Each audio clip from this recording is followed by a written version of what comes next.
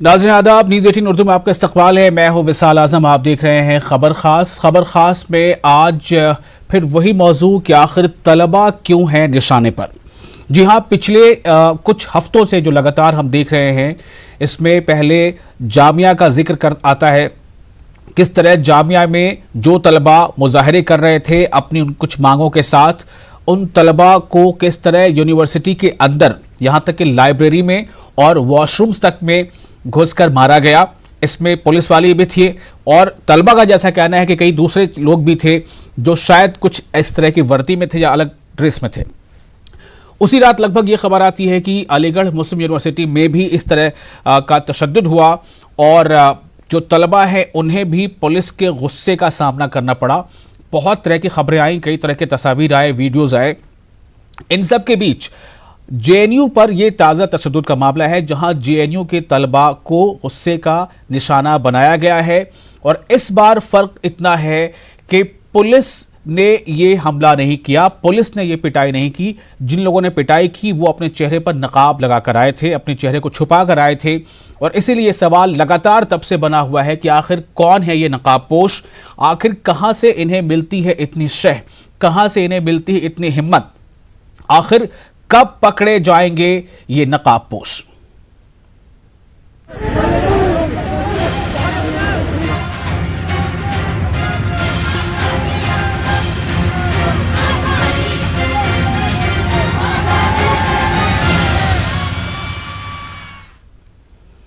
तो सबसे पहले आपको बताएं कि किस तरह जेएनयू में कल देर शाम से लेकर कल तकरीबन और देर शाम तक, रात 9 बजे तक किस तरह वहां पर हालात रहे, किस तरह का वहां मंजर रहा और किस तरह यहां तक कि जेएनयू में हॉस्टल्स के अंदर जाकर तलबा को निशाना बनाया गया। यहां तक कि जो लड़कियां हैं, गर्ल स्टूडेंट्स हैं, उन्हें भी निशाना बनाया गया, खूब मारा गया लाठी डंडों से और कुछ ऐसे भी हथियारों से जो बिल्कुल एक हथौड़े की शक्ल में होते हैं। सवाल इस बात को लेकर उठ रहा है कि आखिर ये लोग कैसे अंदर दाखिल हो गए, ये कौन लोग थे, इन्होंने अपने चेहरों पर मास्क क्यों लगा रखा था, अपने चेहरे छिपा क्यों रखे थे और आखिर इसकी वजह क्या है। जो पहले जानकारी मिल रही है उसके मुताबिक शाम करीब 5 बजे जो एबीवीपी के जो स्टूडेंट्स मेंबर हैं और जो बाएं बाजू जमातों से रगबत रखने वाले जो स्टूडेंट मूवमेंट हैं, इन दोनों तलबा के बीच कुछ हाथापाई हुई थी। और उसके बाद जो है, जो खबरें आ रही हैं उसके मुताबिक जो दूसरा ग्रुप है उसने अपने कुछ जानने वालों को फ़ोन किया, उसको जानकारी दी और उसके बाद जिस तरह ये देर शाम वहाँ पर तशद्दुद बरपा हुआ और तलबा को निशाना बनाया गया। ये भी खबर आ रही है कि बाज़ाब्ता सोशल मीडिया का सहारा लेते हुए और सोशल मीडिया पर एक ग्रुप फॉर्म करके एक दूसरे से कम्युनिकेट करते हुए, कोडेड लैंग्वेज का इस्तेमाल करते हुए लोग इकट्ठा होते हैं और 2-3 जगहों से इकट्ठा होते हैं और इस तरह से तशद्दुद का निशाना बनाते हैं। हम आपको ये बताते हैं कि इस पूरे मामले पर हालांकि कई तरह के रिएक्शंस आ चुके हैं। असदुद्दीन ओवैसी साहब ने इस मामले पर, अब जबकि जेएनयू के तलबा को निशाना बनाया गया है, जेएनयू में तशद्दुद किया गया है, वहां तोड़फोड़ की गई है, उन्होंने इस ताज़ा वाक़े पर क्या कहा है, ये पहले सुनते हैं। जेएनयू में हुए स्टूडेंट्स पर हमले के मामले में असदुद्दीन ओवैसी हमारे साथ मौजूद है, उनसे पूछ रहे थे, सर जिस तरह से कल जेएनयू में स्टूडेंट्स पर हमला हुआ, क्या फर्स्ट रिएक्शन है आपका इस मामले में? मुझे इटली में वो ब्राउन शर्ट्स की तारीख याद आ गई कि कैसे वहाँ पर मुसोलिनी के ब्राउन शर्ट्स ने फासिज्म को इसी तरीके से प्रमोट किया था कि वहाँ के स्टूडेंट्स पर हमला करना। और हमारी सेंट्रल यूनिवर्सिटी में अपने चेहरों को ढाँप कर, कवर करके यूनिवर्सिटी में अंदर घुसकर गुंडागर्दी करना, एक स्टूडेंट्स पर हमला करना, उनकी जान लेने की कोशिश करना, ये सब क्या बताता है? ये हमारे भारत का कैपिटल है और दिल्ली में कैपिटल ऑफ मुल्क में अगर ऐसा होता है, ये पहला वाक़या नहीं है, जामिया मिलिया में हो गया, जेएनयू में हुआ, तो इससे अंदाज़ा हो रहा है कि जो लोग अपने चेहरों को बुज़दिली से छुपा कर आए थे उनको सरकार की पूरी तायद हासिल है। और पुलिस के नाक के नीचे वहाँ के स्टूडेंट यूनियन के प्रेसिडेंट को एक लड़की है उस पर हमला होना, फिर बाद में जो लोग मालूम करने के हकीकत उन पे हमला करना, ये तो पूरे हिंदुस्तान की छवि को ख़राब कर रहा है। सारी दुनिया में हमारा मजाक हो रहा है कि ये स्टूडेंट जो है ये कल ये मुल्क की क़यादत करेंगे, कल मुल्क की जिम्मेदारी उनके कंधों पे रहेंगी, और ये सरकार जो है इस तरह की हरकत कर रही है। तो यकीनन ये पूरी जिम्मेदारी मोदी सरकार की है और इनकी इजाज़त के बगैर ये काम नहीं हो सकता। सर आप कह रहे हैं सरकार इसके पीछे है, सीधे सीधे आप आरोप लगा रहे हैं सरकार पीछे। बिल्कुल है, बिल्कुल है। इसलिए कि पुलिस की मौजूदगी में कैसा कोई बाहर का अंदर आ सकता है यूनिवर्सिटी में? जब तक कोई स्टूडेंट नहीं है वो कैसे अंदर आ सकता है? और फिर उनको वीडियो बताया जा रहा है कि पुलिस उनको सेफ पैसेज दे रही है, उन लोगों को वो धमकी दे रहे हैं वहाँ के स्टूडेंट्स को। ये क्या हो रहा है? आप अंदर घुस के लेडीज़ हॉस्टल में हमला कर देते हैं, ये तो ठीक नहीं है ना, ये हमारी डेमोक्रेसी के लिए ठीक नहीं है। और मैं तो देश के तमाम जनता से अपील कर रहा हूँ कि आप ये देखिए, ये जो गंदगी फैल रही है वो अब सबके घर तक पहुँचने वाली है। या ये मत समझिए कि रुक जाएगा, ये फैलने वाली है। ये सर गृह मंत्री ने इस मामले की जांच के आदेश दिए हैं, जॉइंट कमिश्नर के उसमें। सर जांच क्यों करते हैं आप फौरन पकड़िए ना। आपके पास तो फेस रिकग्निशन ऐप है, कैपिटल ऑफ इंडिया है, आपके पास पूरे कैमराज हैं। एक सेंट्रल यूनिवर्सिटी में अगर बाहर के लोग घुसकर वहाँ पर मारपीट मचाते हैं, तूफान मचाते हैं और मीडिया के सामने कहते हैं कि देश के गद्दारों को गोली मारो सालों को, क्या हमको डिसेंट का राइट नहीं है उन बच्चों को? और कितने ज़ख्मी हैं वो सरकार बताती भी नहीं है। बड़ी अफसोसनाक बात है ये। मैं इसको कंडेम करता हूँ, और ये इस तरह का हाई हैंडेड बिहेवियर ज़्यादा दिन चलने वाला नहीं है। आज आप सरकार में है, इसका ये मतलब नहीं है कि इटर्नल पावर आपके पास हमेशा आप रहेंगे। आज मैं हूँ, कल नहीं रहूँगा, कल आप है, कल आप नहीं रहेंगे। मगर आप जो मिसालें कायम कर रहे हैं, ये आप ही को हाउंड करेगा एक दिन। आज आप पावर में आपको नज़र नहीं आ रहा है, मगर ये कल एक दिन आप ही को तकलीफ देगा। ये जो आप शैतान आज पैदा किए हैं, ये कल आप ही को परेशान करेगा। ये जो आग आप आज शुरू किए हैं, वो इससे कल आपका ही घर जलेगा, और पूरी दुनिया में मुल्क का नाम नहीं बल्कि मोदी सरकार का नाम बदनाम हो रहा है। कुल मिला के जो असदुद्दीन ओवैसी उन्होंने साफ तौर पे कहना है, उन्होंने आरोप लगाया कि जेएनयू में जो भी कुछ हुआ उसके पीछे कहीं ना कहीं सरकार का हाथ है। अब ये सीधा सा एलिगेशन है वो गवर्नमेंट के ऊपर असदुद्दीन ओवैसी का, और उनका कहना है कि जांच की ज़रूरत नहीं है, सीधे सीधे जिन लोगों ने हमला किया उनकी गिरफ्तारी होनी चाहिए। कैमरामैन मनीष के साथ संजय तिवारी, न्यूज़ 18 हैदराबाद। तो जेएनयू तशद्दुद पर मुख्तलिफ सतहों पर एक्शन जारी है। क्राइम ब्रांच की तहकीकात, आला सतह की मीटिंग्स, एहतजाज और सियासी सतह पर इल्ज़ाम और जवाबी इल्ज़ामात का सिलसिला भी जारी है। जेएनयू तशद्दुद की जांच क्राइम ब्रांच को सौंप दी गई है, FIR दर्ज भी कर ली गई है, लेकिन अब तक जो खबर है उसके मुताबिक किसी को ना तो गिरफ्तार किया गया है और ना ही हिरासत पर लिया गया। नकाबपोशों की शनाख्त का दावा ज़रूर किया जा रहा है। दूसरी तरफ मरकज़ और रियासती हुकूमत की मीटिंग भी हो रही है। दिल्ली के वज़ीर आला अरविंद केजरीवाल ने हुक्काम के साथ मीटिंग की है और सूरत हाल का जायज़ा लिया था। वज़ीर दाखिला अमित शाह ने LG से बातचीत की और वज़ारत दाखिला ने इस पूरे मामले पर JNU नुमाइंदों से बातचीत करने की हिदायत भी दी है। अब आपको सुनाते हैं कि उद्धव ठाकरे ने इस मामले पर क्या कहा है। जो महाराष्ट्र के वज़ीर आला हैं उद्धव ठाकरे का बयान। युवा और युवती के मन में एक डर या गुस्सा दोनों है। अपने युवक डरने वाले नहीं, वो डरपोक नहीं है। सिर्फ मैंने ये नागपुर में भी कहा था कि युवा शक्ति मतलब युवा बॉम्ब है, उसको जगाने की कोशिश मत करो। अगर ये युवा भड़क जाएगा तो फिर मुश्किल होगी। यूनिवर्सिटीज को जिस अब और अपना युवा कभी कल भी नहीं, आज भी नहीं और आने वाले कल में भी कभी भी डरपोक था नहीं और नहीं है। तो हमलावर थे, क्या जरूरत थी उनको नकाब पहनने की? ये तो कायर थे, कायर है, और ऐसी कायरता का कभी भी अपने हिंदुस्तान में समर्थन नहीं हो सकता। जिस तरीके से मैंने देखा टीवी पर, तो ये तो मुझे 26 नवंबर का जो हमला हुआ था उसकी याद आ गई। तो ऐसे हमले तो मैं तो महाराष्ट्र में नहीं बर्दाश्त करूंगा।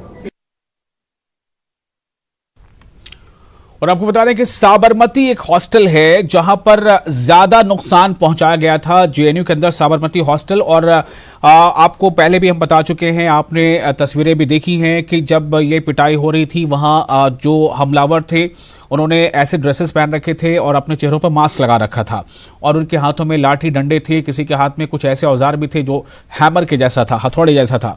तो साबरमती हॉस्टल का क्या नजारा है, वहां पर क्या कुछ हुआ था, इसका जायजा लिया है हमारे नुमाइंदे खुर्रम शहजाद ने। ये आपको दिखाते हैं साबरमती हॉस्टल और किस तरह से कयामत की रात गुजरी है रूम नंबर 156 पर।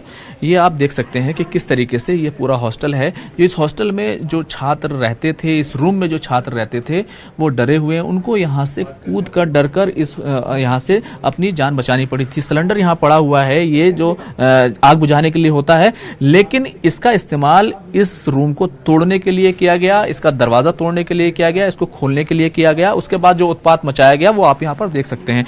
वो बात करने के लिए राजी नहीं है क्योंकि वो डरे हुए हैं। लेकिन हमारे साथ इस हॉस्टल के एक मेंबर जो यहाँ पर हैं, जो जानते हैं इस पूरे मामले को, वो हमारे साथ मौजूद हैं। ये हम देख रहे हैं कि ये पूरा हॉस्टल काफ़ी लंबा है। वहाँ से अगर काफ़ी दूर से देखें तो यहाँ तक कोई रूम टूटा हुआ नहीं है, लेकिन इस रूम की हालत कुछ ज़्यादा ही ख़राब है। ऐसा क्या है इसमें?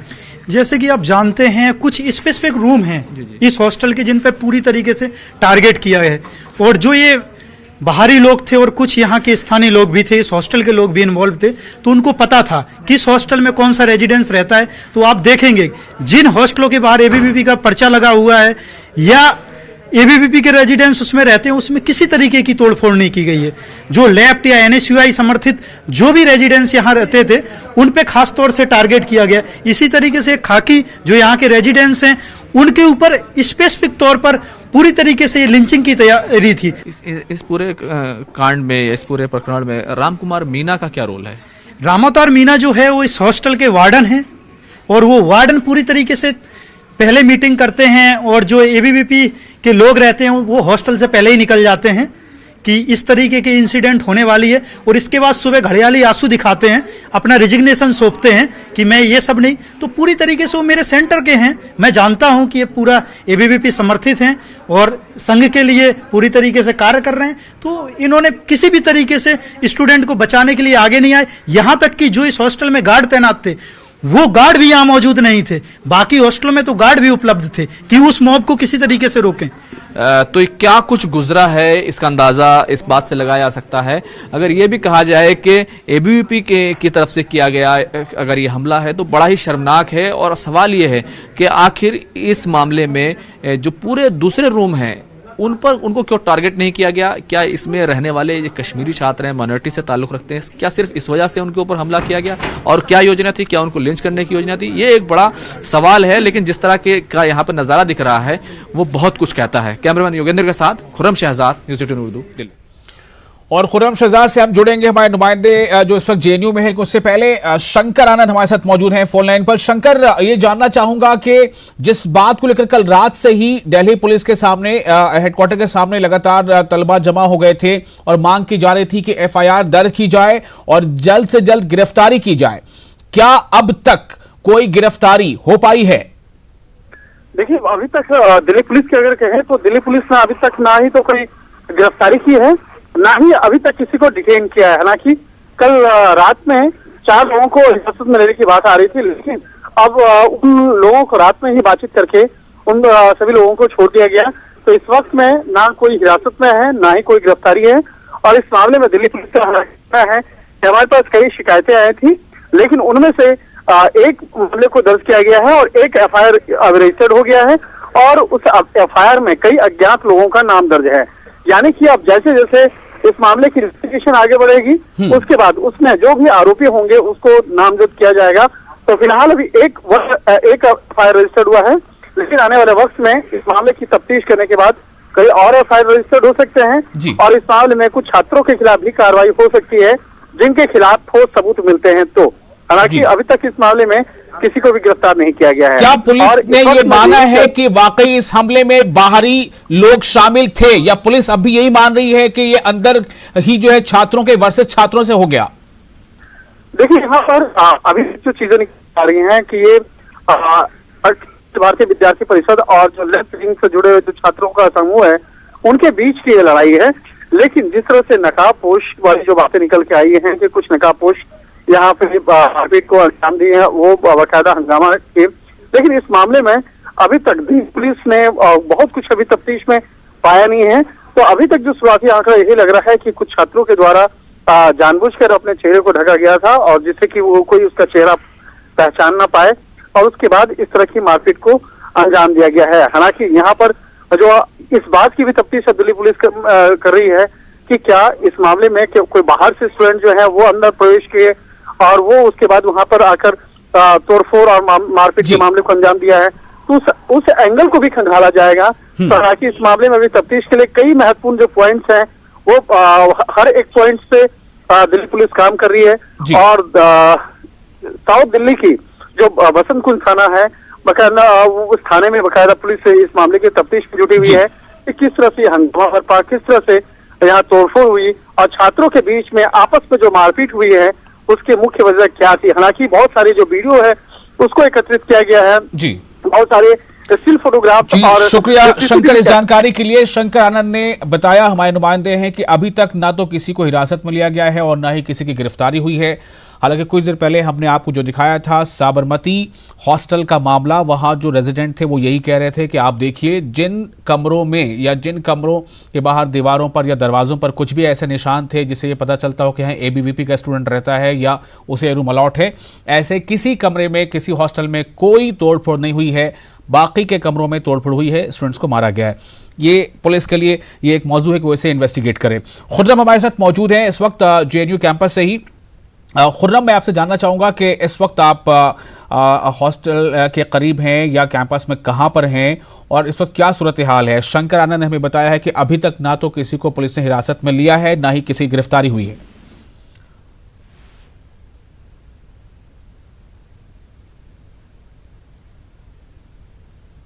हम फिर से कोशिश करेंगे खुर्रम से बात करेंगे, तब तक हम सुनाते हैं कि कांग्रेस के लीडर्स जो है वो क्या कहती हैं। सुष्मिता देव हैं कांग्रेस लीडर, उन्होंने इस पूरे तशद्दुद में जो जेएनयू कैंपस में तशद्दुद बर्पा किया गया, इस मामले पर क्या कहा है सुष्मिता देव ने। हमारे साथ में कांग्रेस की सांसद सुष्मिता देव हैं। मैम, किस तरह के हालात जो है जेएनयू में बने हैं उसको लेकर क्या कि जेएनयू में काफ़ी दिनों से फी हाइक पर आंदोलन चल रहा था। वो स्टूडेंट्स की मांग है, देश भर में स्टूडेंट की मांग है। पर कल रात को जो हादसा हुआ, आई एम शॉक्ड कि इतने सारे लोग डंडा लेके, हॉकी स्टिक लेके अगर एक विद्यालय के अंदर जा सकते हैं, जिसमें हमें घुसने के लिए भी हमें आई कार्ड दिखाना पड़ता है या बताना पड़ता है किस काम से हम आए हैं, तो ये लोग अंदर कैसे गए हथियार लेके? लोहे का रॉड था और स्टूडेंट्स, करीब 1 दर्जन से ज्यादा लाठियां हैं। स्टूडेंट्स बोल रहे हैं कि कम से कम 60 से 70 फोन उन्होंने दिल्ली पुलिस को किए हैं आने के लिए। 3 घंटा वाइस चांसलर स्टेटमेंट नहीं दे रहे हैं। देखिए, उनकी मांगे तो कोई नाजायज नहीं है, पर इस तरह से उनको। और इस मामले पर जब जेएनयू की खबरें फैली तो लगभग कई यूनिवर्सिटीज़ में इसका रिएक्शन देखने को मिला है। अलीगढ़ मुस्लिम यूनिवर्सिटी में वहां तलबा से बात की हमारे नुमाइंदे कामरान ने और ये जानने की कोशिश की कि वो क्या कहते हैं इस इशू पर। जवाहरलाल नेहरू यूनिवर्सिटी में कल रात को हुए हादसे के बाद अलीगढ़ मुस्लिम यूनिवर्सिटी के छात्र हमारे साथ इस वक्त मौजूद हैं। हम बात करेंगे उनसे किस तरह वो देखते हैं इस पूरे मामले को, जहाँ जामिया, एएमयू और अब जेएनयू, किस तरह की आप ये कोशिश मानती हैं, क्या करना चाह रही है गवर्नमेंट और ख़ास तौर से क्या? मुझे तो यही लगता है कि ये जो स्टूडेंट से जो आवाज़ उठ रही है उसको दबाने की कोशिश कर रहे हैं, और ये हर मुमकिन कोशिश कर रहे हैं कि जो स्टूडेंट चाहते हैं, मतलब जो इंडिया के युवा हैं, जो यूथ हैं, उनकी आवाज़ को दबा दिया जाए। पहले उन्होंने जामिया में किया वही चीज़, फिर उन्होंने उसी दिन एएमयू में किया और वही चीज़ उन्होंने जेएनयू में की।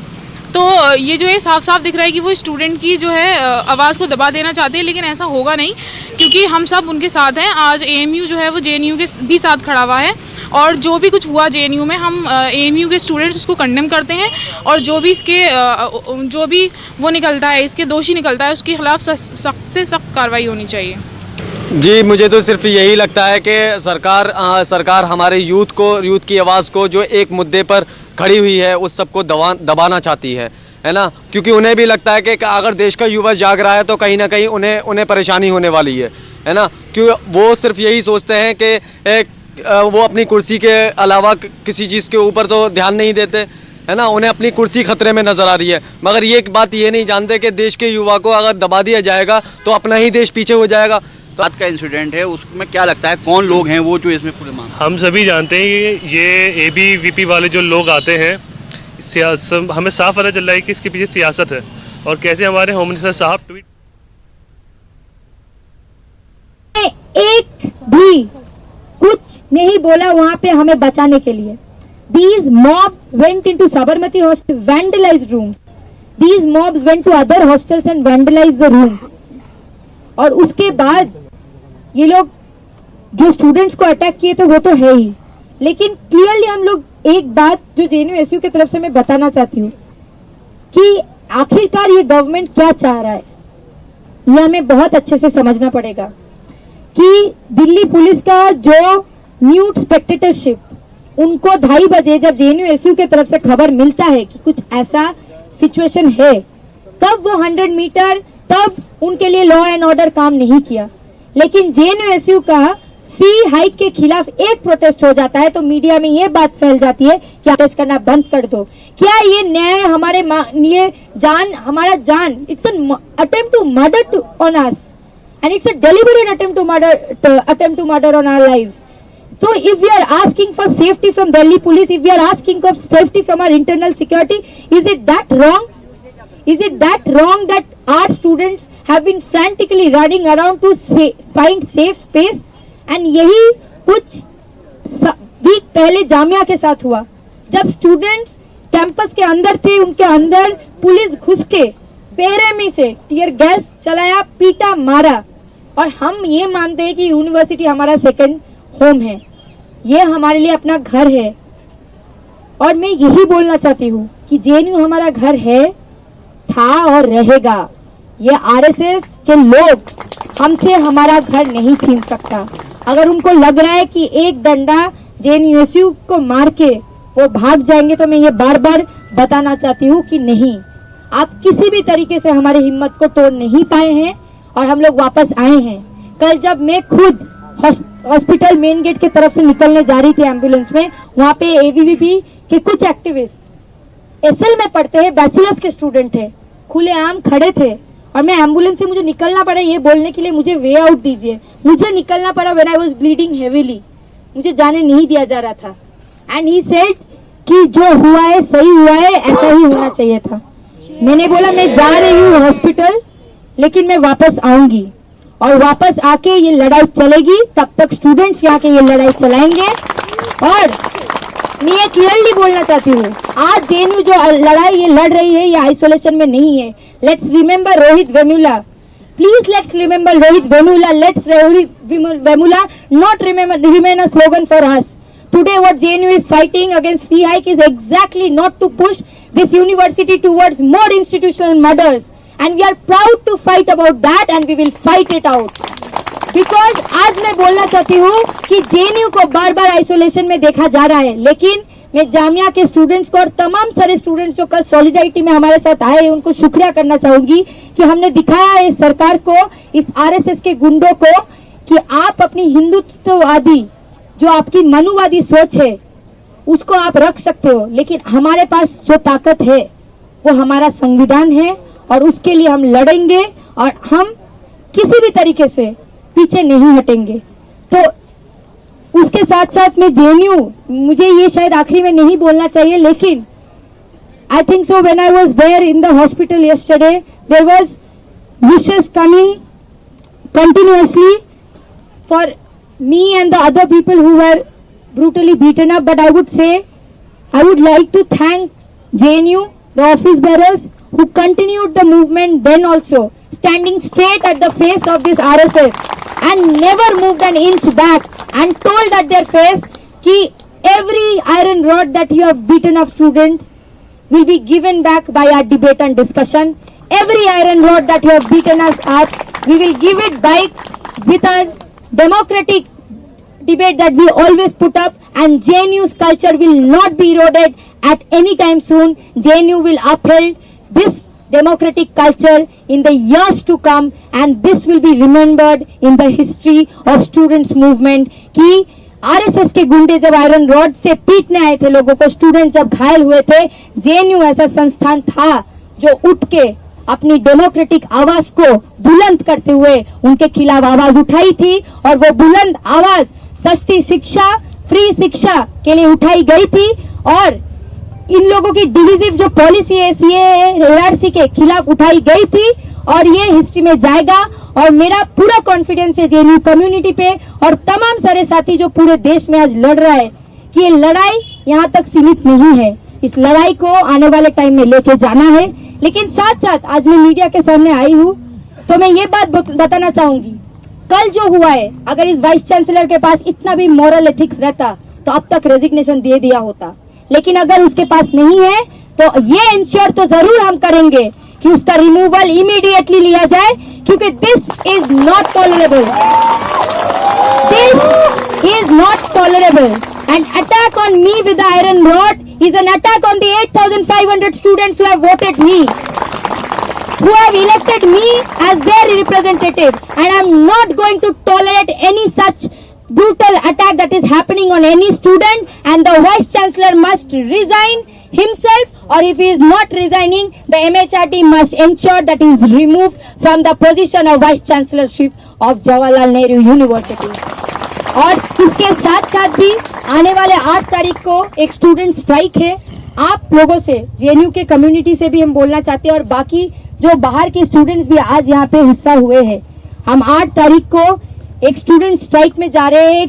पूरे देश में एक स्ट्राइक करके इस RSS के लोगों को दिखाते हैं कि JNU का जो फ्री एजुकेशन का मुद्दा है वो कोई सेक्लूडेड मुद्दा नहीं है। आज IIT सेम चीज बोल रहा है। कल जब एम्स में थी, वहाँ पे जो डॉक्टर्स खुद इंटर्न से वहाँ पे आ रहे थे, वो भी एग्जैक्टली ये बोल रहे थे कि आज JNU ने जो आवाज उठाई है, हम लोग सॉलिडारिटी में उसके साथ है और हम लोग एक साथ इस लड़ाई को आगे लेके जाएंगे। And that's the kind of solidarity we have received, and that is the kind of solidarity we have to build up in the coming days against this fascist regime. And I am very proud to say that I belong from JNU, and I will be keeping saying that whatever might be the situation. और मैं बोल रही हूँ, यहाँ से जो लोग भी वो RSS के लोग सुन सकते हैं, चाहे वो अश्विनी कुमार महापात्रा हो, चाहे वो तपन कुमार बिहारी हो, कि तुम कितने डंडे और लाठी उठा लो, लेकिन तुम्हारे आंख में आंख डाल के बोलेंगे कि JNU जैसा था 50 साल पहले, JNU वैसा ही रहेगा। तुम्हारा RSS। तो ये JNU के तालिबा हैं जो जिन्होंने ज़ख्म खाए हैं, जो बहुत ज़ख्मी भी हैं, लेकिन इनका यह कहना है कि हम इससे और हमारा जो अज़्म है, जो इरादा है, वो और पुख्ता होता है। इन्होंने चैलेंज किया है उन तमाम ताकतों को जिनके बारे में ऐसा समझा जा रहा है कि वो शायद ABVP से जुड़े हैं। उनका कहना है कि ऐसी तमाम ताकतों को कि उनके ख़िलाफ़ हम और डट कर इसका सामना करेंगे। और साथ ही इन्होंने इस मौके पर जामिया मिलिया के तमाम तलबा के साथ साथ AMU और तमाम यूनिवर्सिटीज़ के तलबा का शुक्रिया अदा किया है जिन्होंने इस मौके पर उनके साथ सॉलिडारिटी शो की है। बहुत बहुत शुक्रिया इस साथ मिलने के लिए।